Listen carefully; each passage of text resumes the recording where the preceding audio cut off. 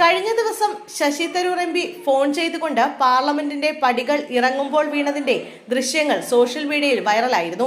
ഇത് സാധാരണ സംഭവിക്കാവുന്ന കാര്യമാണെന്ന് ചിന്തിക്കാമെങ്കിലും അത്ര നിസ്സാരമായി കാണരുതെന്നാണ് ഹൈദരാബാദിൽ നിന്നുള്ള ന്യൂറോളജിസ്റ്റായ ഡോക്ടർ സുധീർ കുമാർ പറയുന്നത്. മൊബൈൽ ഫോൺ ഉപയോഗിക്കാത്തവരായി ആരുമുണ്ടാകില്ല.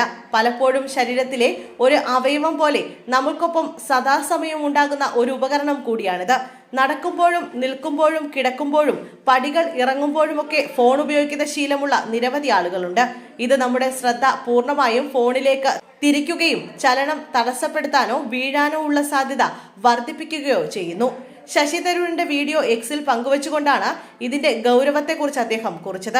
മിക്ക ആളുകളും കരുതുന്നതിനേക്കാൾ സങ്കീർണമാണ് പടികളെന്ന് ഡോക്ടർമാർ പറയുന്നു.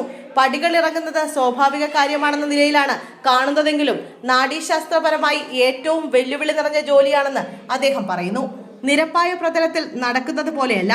പടികൾ ഇറങ്ങുമ്പോൾ മസ്തിഷ്കത്തിന് ആഴം, ദൂരം, സമയം, ബാലൻസ് തുടങ്ങിയവ നിരന്തരം വിലയിരുത്തേണ്ടതുണ്ട്. പലപ്പോഴും പടികൾ ഇറങ്ങുന്നത് യാന്ത്രികമായി തോന്നാമെങ്കിലും അങ്ങനെയല്ലെന്നും ആഴത്തിലുള്ള ശ്രദ്ധ വേണമെന്നും ഡോക്ടർ സുധീർ പറയുന്നു. അതുകൊണ്ടാണ് പടികൾ ഇറങ്ങുമ്പോൾ ഫോൺ ഉപയോഗിക്കുന്നത് അപകടമാണെന്ന് അദ്ദേഹം വിശദീകരിക്കുന്നത്.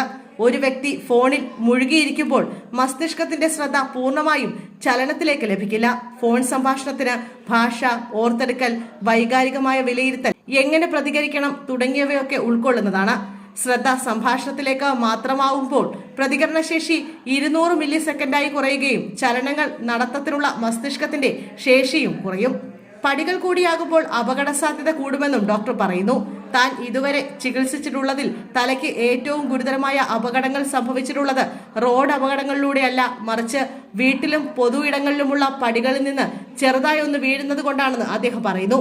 ശ്രദ്ധ ഒന്ന് ചെറുതായി പാളുന്നതോ ഒരു പടി വിട്ടുപോകുന്നതോ ഗുരുതര പ്രത്യാഘാതങ്ങൾക്ക് കാരണമാകും. നടക്കുമ്പോഴും പടികൾ കയറുമ്പോഴും ഇറങ്ങുകയും ചെയ്യുമ്പോഴും റോഡ് മുറിച്ചു കടക്കുമ്പോഴുമൊക്കെ ഫോൺ ഉപയോഗം ഒഴിവാക്കുന്നത് അപകട സാഹചര്യം ഒഴിവാക്കുമെന്നും അദ്ദേഹം കൂട്ടിച്ചേർക്കുന്നു.